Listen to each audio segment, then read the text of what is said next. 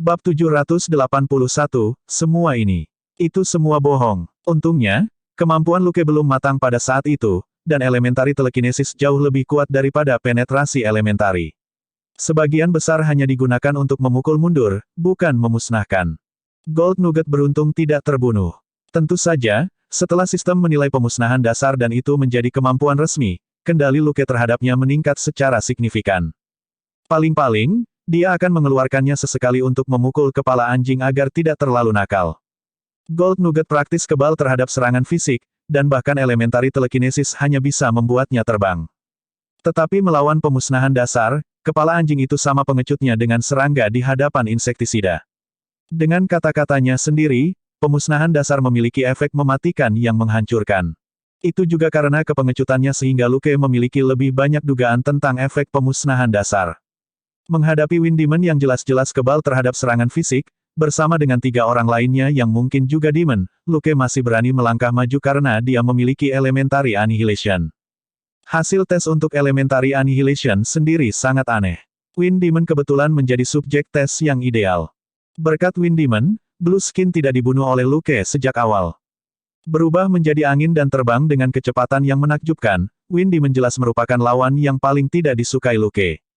Jika dia membunuh Blue Skin terlebih dahulu, dia tidak akan bisa mengejar Wind Demon jika yang terakhir fokus untuk melarikan diri. Dan Wind Demon adalah target ideal Luke. Pemusnahan dasar tidak berpengaruh pada serangan fisik, Luke akan menggunakan monster ini untuk mendemonstrasikan efek skill pada elemen. Benar saja, hasilnya bahkan lebih baik dari yang dia duga. Menggunakan Elementary Annihilation di lengannya, dia benar-benar menghancurkan Wind Demon, yang telah melaju kencang dan tidak bisa mengerem, dan kemudian memotong Earth Demon menjadi debu. Bahkan jika itu adalah klon Mephisto, Elementary Annihilation masih bisa memberikan damage yang serius. Jika bukan karena kemampuan luar biasa bos tingkat atas Mephisto ini, yang memungkinkan dia untuk secara paksa menyentuh jiwa seseorang, dia juga akan dihancurkan pada akhirnya. Tentu saja, Luke menebak bahwa ada batasan untuk apa yang bisa dilakukan oleh klon Mephisto. Pria itu berbicara besar ketika dia menyebut Ancient One dan Thor, tetapi itu terdengar lebih seperti dia berkata, "Aku mungkin tidak bisa mengalahkanmu, tapi aku tidak takut padamu." Mungkin saja orang ini telah membuat klon untuk menghindari diburu oleh keduanya. Ketika Luke bertarung, cahaya kuning di kepalan tangan dan tubuhnya hanyalah efek kebalikan dari fungsi bunglon siluman Big Dipper Armor. Lampu kuning bukanlah kemampuan sama sekali, itu hanya cahaya biasa yang dipancarkan oleh armor. Digabungkan dengan nama, teknik Cina, miliknya, itu adalah penutup untuk mencegah siapapun menyelidiki kemampuan pemusnahan dasar. Hanya sebagian dari gerakan yang dia gunakan untuk membunuh Wind Demon dan Earth Demon adalah seni bela diri kuno Tiongkok, kerusakan sebenarnya berasal dari energi pemusnahan dasar di lengannya. Yang benar adalah bahwa nama, Big Dipper Fist, adalah sesuatu yang dia buat dari komik di kehidupan sebelumnya. Sama seperti Batman yang tidak akan menggunakan Pegasus Meteor Fist dari Saint Seiya, Big Dipper Fist sebenarnya tidak seperti yang ada di komik. Tak satu pun dari kemampuannya memiliki efek visual, dan dia tidak perlu meneriakkan gerakannya. Lampu kuning, gerakan, dan nama semuanya bohong. Hal-hal ini akan membuat orang lain pergi. Misalnya, jika tinju biduk adalah orang Cina, maka kecurigaan yang masuk akal adalah bahwa pemusnahan dasar adalah kekuatan misterius dari negara timur kuno itu. Karena SHIELD tidak memiliki kekuatan penegakan hukum di Tiongkok, Luke tidak takut Hydra mengetahui asal-usul tinju biduk. Bagaimanapun, dia memang tidak memiliki latar belakang di Cina. Bahkan satu gerakan yang tidak diawali dengan Big Dipper, prajurit, membentuk barisan, adalah tipuan yang disengaja. Setiap orang Tionghoa yang mengetahui barang-barang mereka akan curiga bahwa itu adalah orang lain yang berpura-pura menjadi orang Tionghoa, karena frasa umum ini telah diucapkan dengan salah. Alasan mengapa dia menggunakan begitu banyak trik penutup untuk tinju biduk adalah karena efek pemusnahan dasar benar-benar sangat tidak biasa. Big Dipper Armor sebenarnya dibuat khusus agar dia bisa menggunakan Elementary Annihilation. Tinju biduk hanya bisa digunakan dalam kegelapan, dan dia akan menjadi hantu yang menghususkan diri dalam berburu kelompok supernatural yang paling sulit. Dia tidak akan memiliki hubungan sama sekali dengan identitas Luke yang lain. Memikirkan bagaimana Big Dipper Armor telah mengalahkan tiruan Mephisto dalam penampilan pertamanya malam ini, Luke tidak berpikir bahwa dia cocok untuk dihubungkan dengan siapapun. Setelah memeriksa hadiah pertamanya untuk malam itu, Luke melihat modul tim dan nama-nama di dalamnya. Dia menghela nafas dan berkata, lupakan saja. Ini adalah sesuatu yang bisa membuat orang tidak bahagia. Saya hanya akan menunggu dan melihat. Mengambil keputusan, dia memeriksa file yang dia peroleh dari rumah Johnny dan mencari informasi tentang Mephisto dan pemuda berkulit biru itu. Sementara itu, Drax menelepon untuk memberitahu Luke bahwa mereka telah tiba di rumah dengan selamat, dan memberitahu Luke untuk tidak tinggal di Dallas lagi. Luke bersenandung sebagai jawaban, tetapi meminta maaf dalam hati kepada kakeknya. Paling tidak, dia masih memiliki 2 monster EXP level boss untuk dibunuh. Dia harus mencoba setidaknya sekali sebelum dia kembali ke Los Angeles keesokan paginya. Dia tinggal di toko donat sampai pagi dan akhirnya selesai mencicipi lebih dari 45 jenis donat. Pelayan, yang telah melihat banyak pemakan besar, juga melemparkan banyak pandangan ke samping. Ada banyak orang yang bisa makan, tetapi hanya sedikit orang yang bisa makan 40 donat dalam satu malam seperti Luke. Luke adalah satu-satunya orang yang pernah dilihat wanita itu melakukannya dalam hidupnya. Sebelum pergi, Luke memesan 2 kotak dengan rasa terbaik masing-masing, kue keju blueberry, krim madu, dan tiramisu. Untuk rasa manis yang memuakkan, Selina dan Gold Nugget tidak terlalu peduli. Itu karena 2 orang inilah yang membawa kembali hal-hal termanis dari mereka semua untuk dicoba, mereka benar-benar memiliki gigi yang sangat manis. Setelah dia pergi ke sebuah hotel di dekat rumah Johnny dan memesan kamar di mana dia bisa mengamati tempat Johnny. Dia mandi dan pergi tidur. Ketika dia bangun 2 jam kemudian, Johnny masih belum kembali. Luke tidak terburu-buru. Dia menyalakan TV. Berita lokal telah melaporkan penghancuran banyak jalan di kota tadi malam, tetapi wajah Johnny tidak ada di kamera. Luke tidak tahu apakah itu karena Johnny terlalu beruntung atau karena terlalu sedikit kamera pengintai di Dallas. Juga, perkelahian kacau di pabrik di pinggiran kota tadi malam ada di berita, dan polisi sudah mengaitkannya dengan pembantaian bar. Itu bisa dimengerti. Lagi pula, seorang penjaga malam telah meninggal di pabrik dengan cara yang sama persis seperti orang-orang di pembantaian bar. Siang hari, Johnny kembali ke tempatnya. Lucas tersenyum. Sebelum tengah hari, dia telah mendapatkan banyak dari drone mini yang dia tempatkan di gereja di kuburan.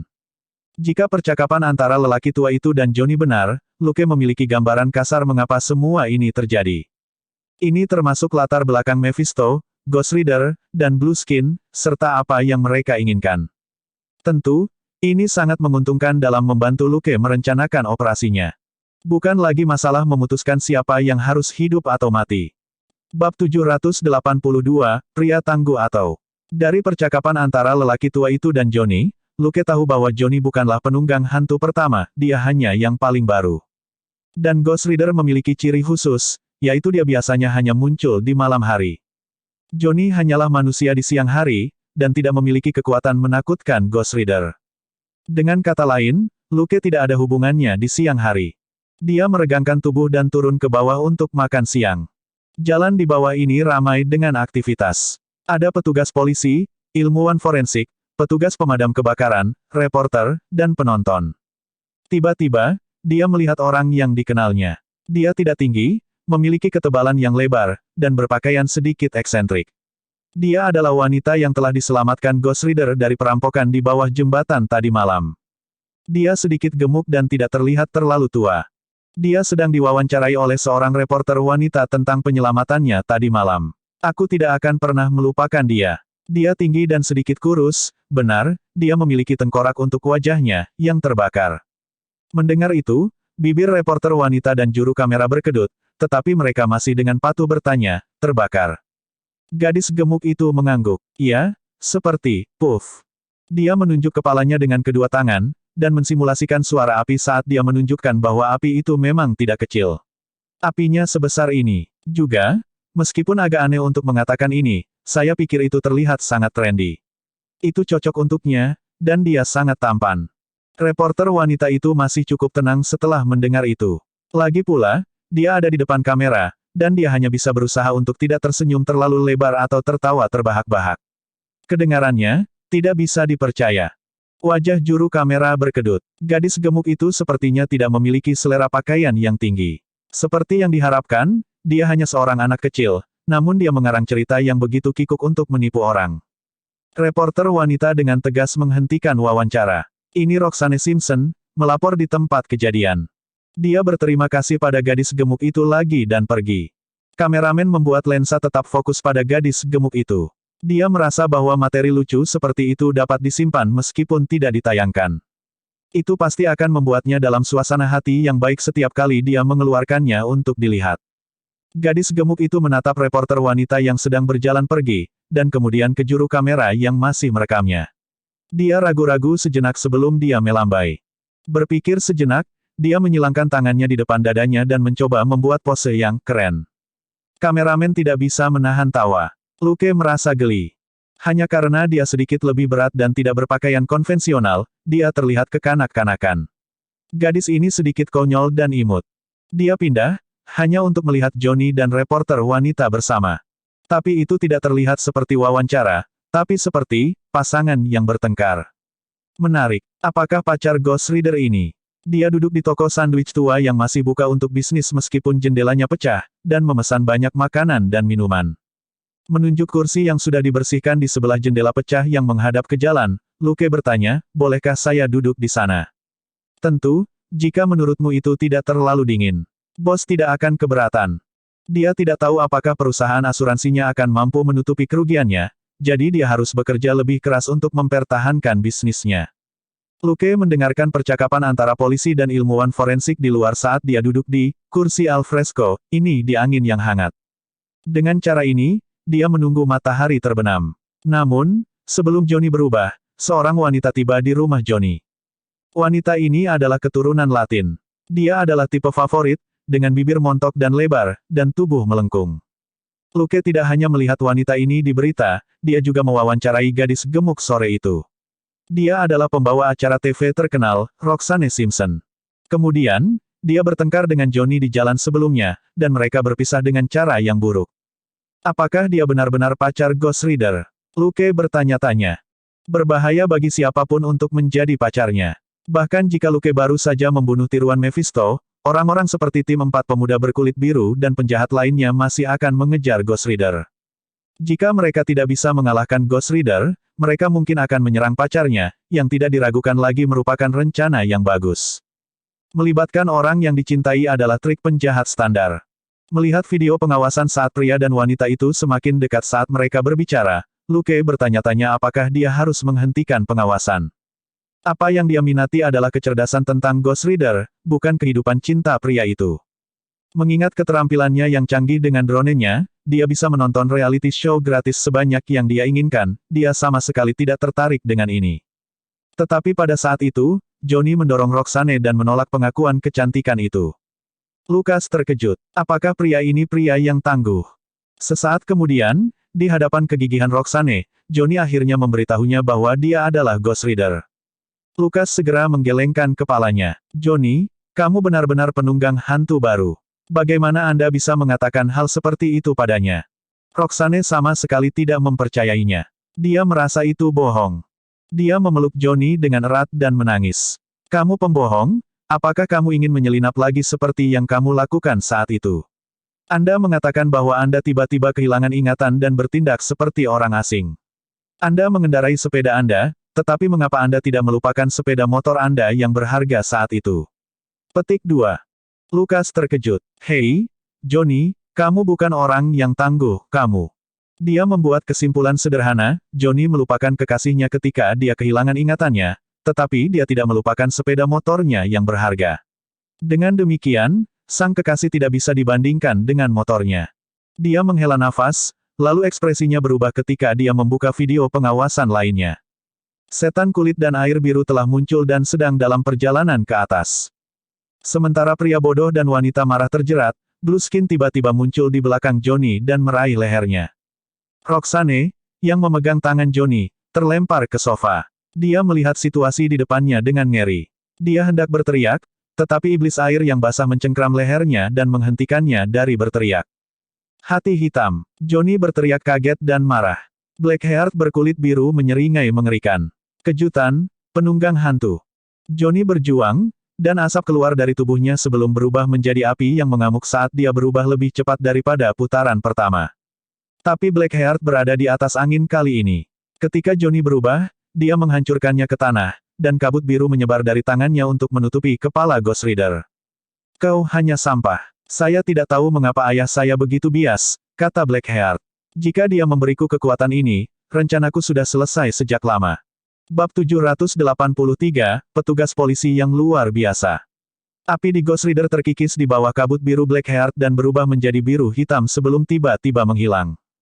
Transformasi itu dibatalkan secara paksa oleh Blackheart, dan Ghost Rider berubah menjadi Johnny sekali lagi.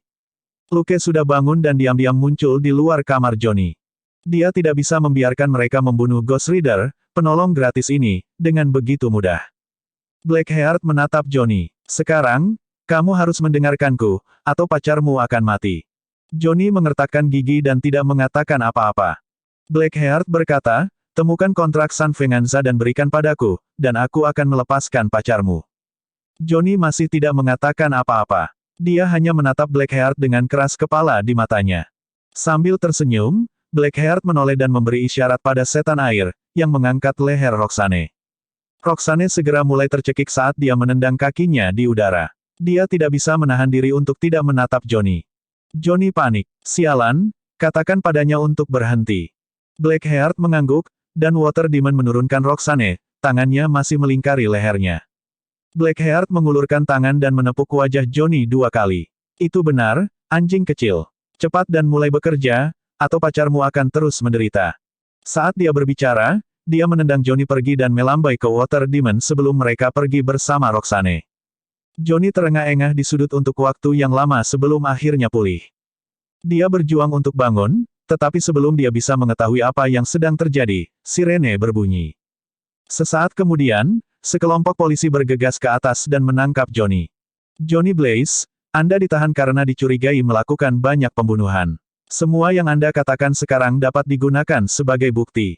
Johnny, Luke kehilangan kata-kata. Orang yang memimpin serangan ke tempat Johnny adalah Jack Dolan, yang telah diperkenalkan Drax kepada Luke.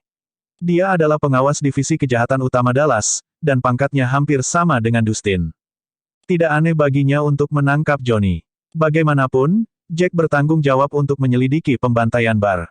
Tapi bagaimana dia menemukan Johnny? Meskipun Blackheart yang telah membunuh semua orang itu, Johnny memang terkait dengan kasus ini, dan bahkan muncul di lokasi pembunuhan pabrik. Satu hal yang membuat Luke terdiam adalah waktu Jack. Johnny masih harus menyelamatkan pacarnya, dan Luke akan menemukan kesempatan untuk membunuh kedua iblis itu, ketika petugas polisi ini muncul. Mereka selalu yang terakhir membersihkan kekacauan, namun kali ini mereka sangat luar biasa. Itu tidak masuk akal. Seorang detektif polisi tertentu tanpa kesadaran diri sedikit pun mengejek orang lain dan juga dirinya sendiri. Johnny, yang baru saja dikalahkan dari status Ghost Rider-nya oleh Blackheart, juga putus asa. Ketika polisi membanjiri gedung, dia ingin berubah dan melarikan diri, tetapi seolah-olah Blackheart telah menyegel Ghost Rider, dan dia tidak bisa berubah. Sebenarnya, hanya saja Johnny masih belum mahir mengendalikan Ghost Rider, dan terlalu bingung untuk menggunakannya. Dia ditangkap dan digiring kembali ke kantor polisi. Setelah berpikir sejenak, Luke tidak melacak kedua iblis itu. Jika mereka menginginkan kontrak San Venganza dan telah mengambil pacar Johnny, cepat atau lambat Johnny harus mencari mereka. Menurut Blackheart, dia sebenarnya adalah putra Dewa Neraka, Mephisto. Luke pernah melawan Blackheart sekali, dan mendapati pria itu sangat tangguh, dia tidak menderita luka yang jelas bahkan setelah Luke memukulinya. Tapi Blackheart berbeda dari Mephisto. Dia bukan tiruan, dan sistem ayah tidak perlu mengambil tindakan. Jika tidak perlu, Luke tidak ingin menggunakan metode penggelapan uang sistem. Menggunakan kekuatan untuk membunuh musuh dan mendapatkan keuntungan paling banyak adalah pilihan yang optimal. Yang terbaik adalah membiarkan Ghost Rider dan Blackheart bertarung habis-habisan, Luke akan menunggu di samping untuk sebuah kesempatan. Ketika Johnny diantar ke mobil polisi, Luke mendengar Jack menginstruksikan petugas polisi di rumah untuk mencari sepeda motor Harley Davidson antik. Dari percakapan mereka, Luke mengetahui bahwa Jack telah menemukan plat nomor sepeda motor Johnny di pabrik dan datang mencarinya. Luke kehilangan kata-kata. Bagaimana plat nomornya jatuh? Tapi dia ingat bahwa sepeda motor itu belum sepenuhnya berubah ketika Johnny bergegas ke pabrik tadi malam. Sebenarnya, plat nomor itu bukan bagian dari sepeda motor, tetapi benda luar, jadi tidak mengherankan jika itu jatuh.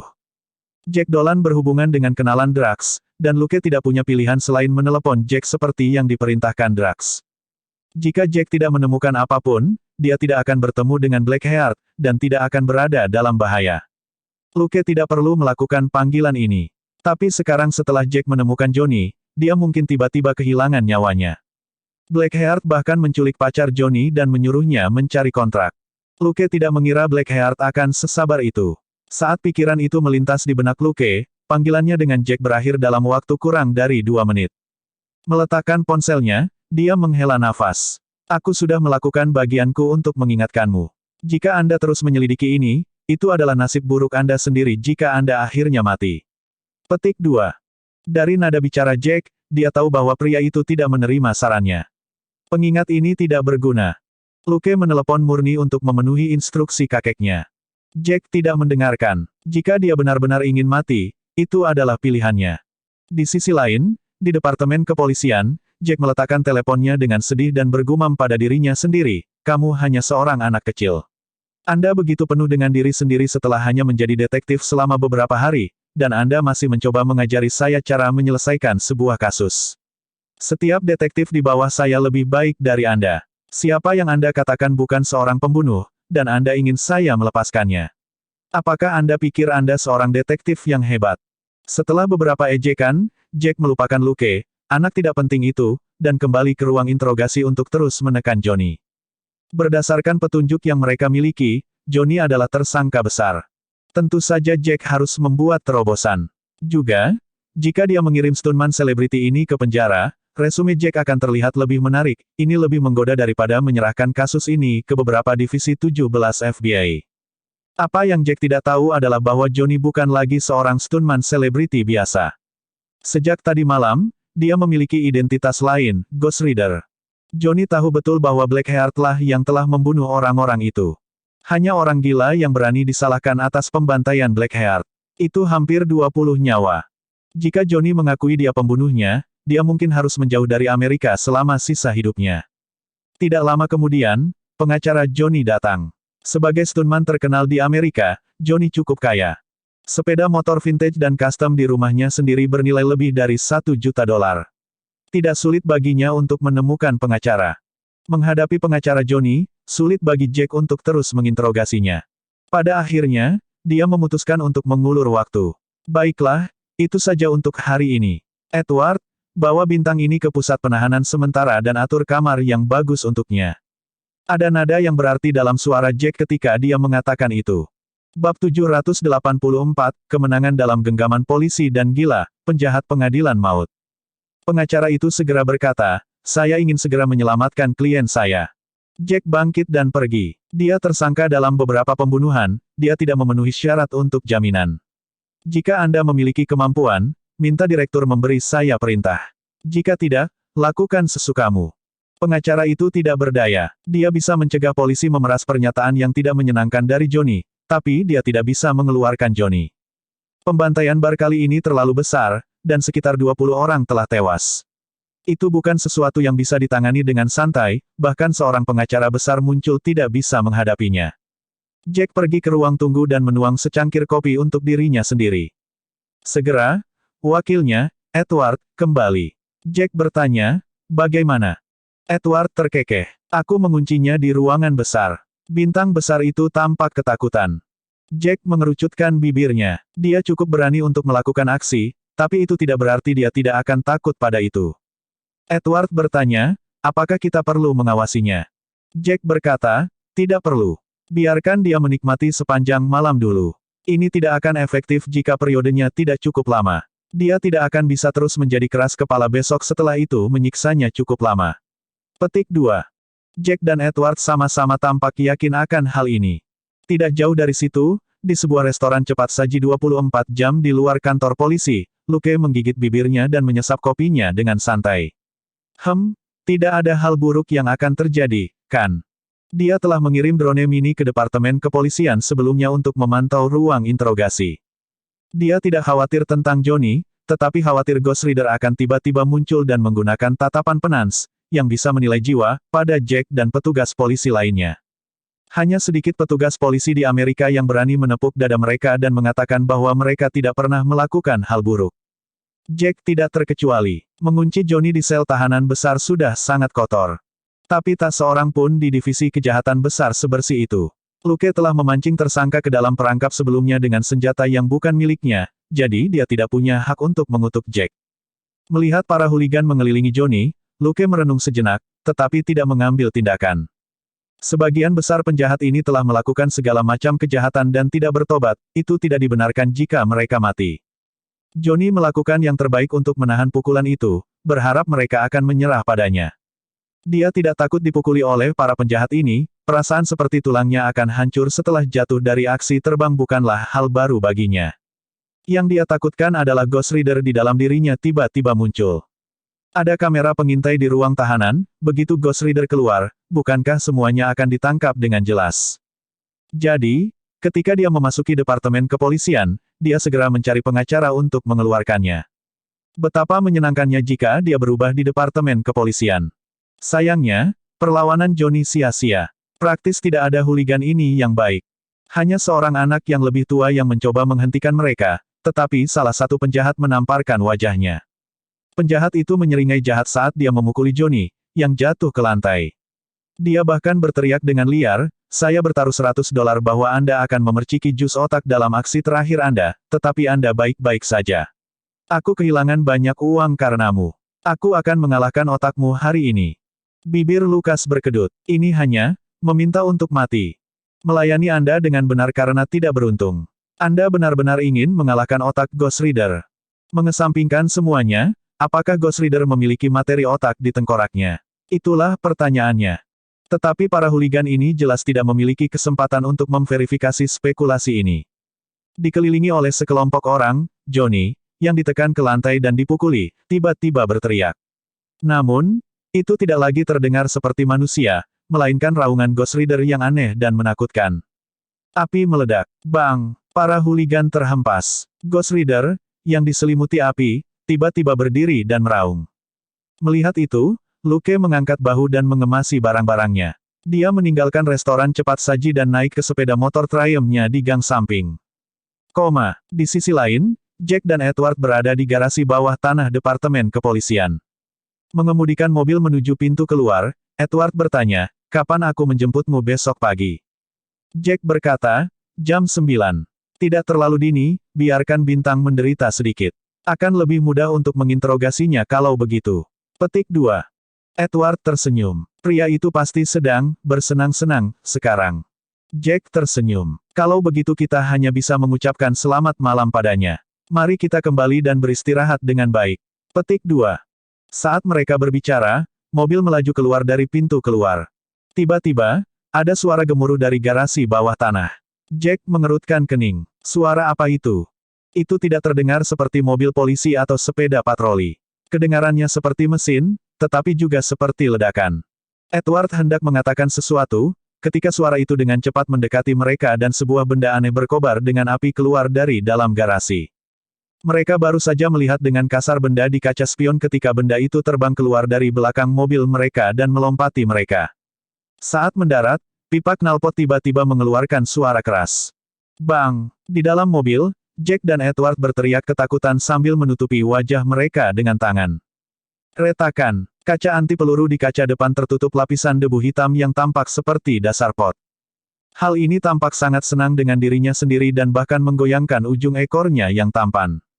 Pada saat itu, terdengar peluit, dan makhluk itu segera meninggalkan Jack dan Edward dan menyerbu ke pintu masuk departemen kepolisian.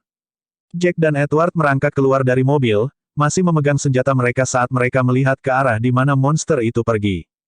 Pada saat itu, mereka akhirnya melihat apa yang telah menghancurkan kaca depan mereka. Itu adalah sepeda motor kerangka yang terbakar, dan tidak ada pengemudi. Ketika mereka melihat ke arahnya, kerangka yang terbakar keluar dari departemen kepolisian dan naik ke sepeda motor. Kepala tengkorak yang terbakar menatap kedua pria dengan rongga mata hitam pekat. Rahangnya retak terbuka dan mengeluarkan suara aneh, seolah-olah sedang mengejek mereka. Kemudian, kerangka sepeda motor itu melesat dan menghilang di ujung jalan, hanya menyisakan barisan api yang panjang untuk membuktikan bahwa ia memang ada di sini barusan. Saling memandang, Jack dan Edward berlari ke departemen kepolisian. Di sisi lain, Luke mengikuti garis api dan mencapai tempat yang dikenalnya dalam waktu kurang dari 10 menit. Ini adalah pemakaman yang Johnny kunjungi tadi malam. Dia tidak mendekat. Sebagai gantinya, Dia terhubung ke umpan pengawasan drone dan menonton percakapan antara dua orang di gereja. Johnny menanyakan kepada juru kunci tentang keberadaan kontrak San Venganza. Orang tua yang aneh ini telah menyebutkannya di pagi hari, dan pasti tahu lebih banyak daripada yang dia katakan.